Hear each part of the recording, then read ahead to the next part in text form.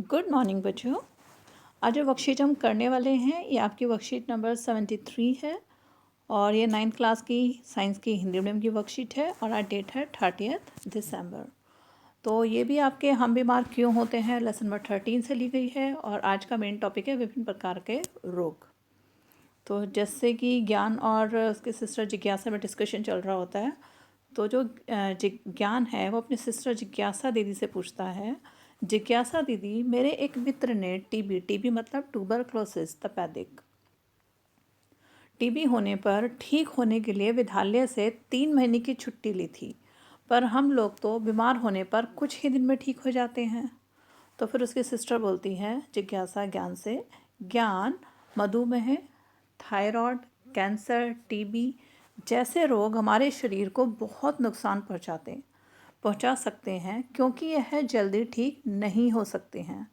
कभी कभी यह रोग कई साल तक या जीवन पर्यंत रहते हैं। वह रोग जो लंबी अवधि तक रहते हैं उन्हें क्या बोलते हैं? दीर्घकालीन या फिर जीर्ण रोग। तो जो दीर्घकालीन रोग हैं, दीर्घकालीन मतलब लंबे समय तक चलने वाले, लेकिन खांसी, जुखाम, बुखार, सर दर्द और आँख आना इत्यादि जैसे जल्दी ठीक हो जाते हैं। जो ये वाले रोग हैं, जैसे रोग ये जल्दी ठीक हो जाते हैं, वह रोग जो कम अवधि में ठीक हो जाते हैं वो क्या कहलाते हैं?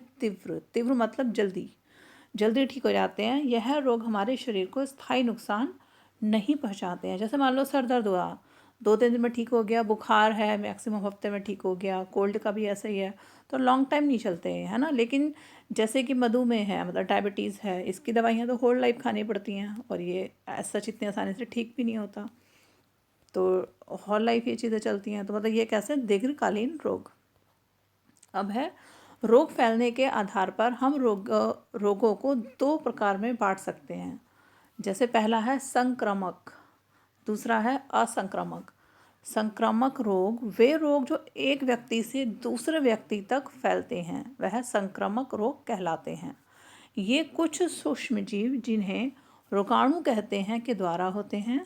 यह रोग लोगों में संक्रमित हवा, अब जैसे मान लो कि कोई एक बंदा है, उसको टीबी है। जैसे टीबी में क्या होता है कि जब हम किसी के मुंह पे खांसते हैं तो जो रोगाणु हैं वो दूसरे के अंदर भी सांस के द्वारा चले जाते हैं, जिससे वहाँ पे टीबी होने के चांसेस होते हैं। तो या फिर मतलब पॉइंट क्या है कि संक्रामक वो रोग हैं जो एक दूसरे से फैलते हैं। तो ये हवा से भी फैल सकते हैं, पानी से भी फैल सकते हैं। अब आजकल आप देख रहे हो ना, कोविड-19 जो है वो कहीं ना कहीं लोगों के कांटेक्ट आने से हो रहा है कि लोग ज़्यादा पास आएंगे, खांसेंगे, दूसरे के लंग्स में चले जाएगी वो जो कोविड-19 वायरस है, और क्या होगा, उसको कोविड-19 होने के चांसेस काफ़ी बढ़ जाएंगे। तो उसी तरीके से हवा पानी व्यक्ति से स्वस्थ व्यक्ति और अन्य माध्यमों से संचालित होते हैं। इन्हें हम संचारित रोग भी कहते हैं। संचारित मतलब संचरण हो जाए, जो कि स्प्रेड हो जाए, मीन्स ऑफ स्प्रेड मतलब एक से दूसरे में फैल जाए।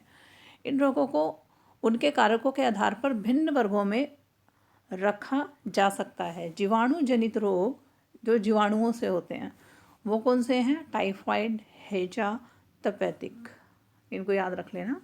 जैसे स्टेफिलोकोकस जीवाणु मुहासों का कारक सूक्ष्म जीव है। एक बार 1 मार्क में क्वेश्चन आया भी था कि मुहासे जो है वो किस जीवाणु से होते हैं?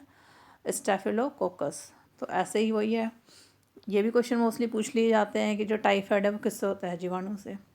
अब विषाणु, जीवाणु क्या होते हैं? बैक्टीरिया, और विषाणु मतलब वायरस। विषाणु जनित रोग कोविड-19 आजकल सभी सुन रहे हो, डेंगू और एड्स आदि जैसे सार्स विषाणु तीव्र श्वसन सिंड्रोम का कारक है। कवक से होने वाले जनित रोग, कुछ प्रकार के कवकों से त्वचा संबंधित रोग और त्वचा संक्रमण भी हो सकते हैं। जैसे खाज खुजली टाइप जो है वो सब कवक से होते हैं। प्रोटोजोआ जनित रोग, मलेरिया, कालाजार आदि रोग जैसे प्लास्मोडियम वाइवैक्स प्रोटोजोआ मलेरिया और लश्मेनिया प्रोटोजोआ कालाजार के कारक हैं। तो जो लश्मेनिया है वो प्रोटोजोआ जो है वो कालाजार फीवर करता है, और जो प्लास्मोडियम है वाइवैक्स वो प्रोटोजोआ वो क्या करता है? मलेरिया को फैलाता है। तो ये उनका कारक है। अब है असंक्रामक रोग। एक तो अभी हमने देखे संक्रामक जो एक व्यक्ति से दूसरे फैलते हैं, असंक्रामक मतलब जो नहीं फैलते हैं। तो यह रोग एक व्यक्ति से दूसरे व्यक्ति तक नहीं फैलते हैं, जैसे उच्च रक्तचाप। उच्च रक्तचाप क्या है? High blood pressure. फिर मधुमेह है, शुगर मतलब डायबिटीज़, कैंसर और मोतियाबिंद आदि। अब मान लो किसी को डायबिटीज़ है, तो ऐसा तो नहीं है कि उसके पास आप बैठोगे तो आपको भी डायबिटीज़ हो जाएगी, या किसी को बीपी हाई रहता है तो आप उसके पास बैठोगे, कांटेक्ट में आओगे, उसका झूठा पानी पी लोगे, वो आपके फेस मुंह पे खांस देगा तो आपको भी हो जाएगा। ऐसा नहीं होता ना, क्योंकि ये फैलने वाले रोग नहीं हैं। तो ये कैसे रोग है? असंक्रामक। इन्हें हम असंचारित रोग भी कहते हैं, क्योंकि ये संचरित नहीं होते। यह रोग अस्वस्थ जीवन शैली, किसी आंतरिक अंग या ग्रंथि के सही से कार्य नहीं करने पर, अल्प पोषण, उम्र बढ़ना व अन्य ऐसे कारणों से भी हो सकते हैं। जैसे उच्च रक्तचाप जो है जनरली टेंशन या सॉल्ट इनटेक ज़्यादा हो या फ्राइड ज़्यादा खाते हैं तब होता है। तो वैसे ही मधुमेह का भी है कि ज़्यादातर जो ग्रंथि है पैनक्रियास, उसमें कुछ प्रॉब्लम आने लगती है जिसकी वजह से इंसुलिन पूरा नहीं बन रहा होता। जब भी हम किसी रोग से ग्रस्त होते हैं, हमारा शरीर उस रोग की प्रतिक्रिया उसके लक्षणों के रूप में करता है। जब मान लो हमारी बॉडी में कोई रोग आ गया, रोग लग गया, तो पता कैसे चलेगा? कुछ लक्षण दिखेंगे, जैसे उदाहरण के लिए सर दर्द, दस्त लगना, खांसी, बुखार कोविड-19 के लक्षण हैं। ये सबसे हमें पता लगता है ना कि कोविड-19 होने के चांसेस हैं। और गले में सूजन या फूलना होना घेंगा बीमारी के लक्षण है। जो गले में सूजन आ जाती है, फूल जाता है वो ज़्यादा, वो घेंगा बीमारी की वजह से होता है, जो कि आयोडीन की कमी से होता है। जो भी अंग रोग से प्रभावित होता है उसके उत्तक खराब कार्य करने लगते हैं, जिससे रोग के चिन्ह प्रकट होते हैं। अब क्वेश्चन देख लेते हैं। तीव्र व जीर्ण रोग क्या हैं?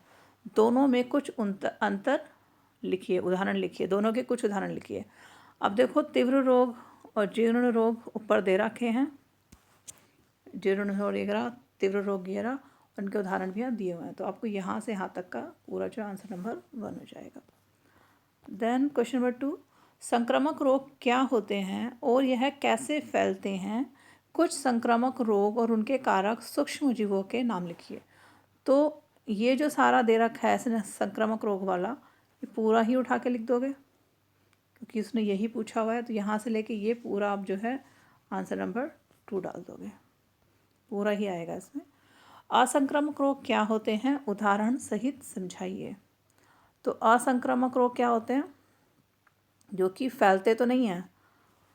जैसे आप यहाँ से लिखोगे पहले तो, ठीक है, यह रोग अस्वस्थ जीवन शैली की वजह से होते हैं। तो इसमें एग्जाम्पल आप मधुमेह का दे सकते हो, बहुत कॉमन चीज़ है देखने में ना।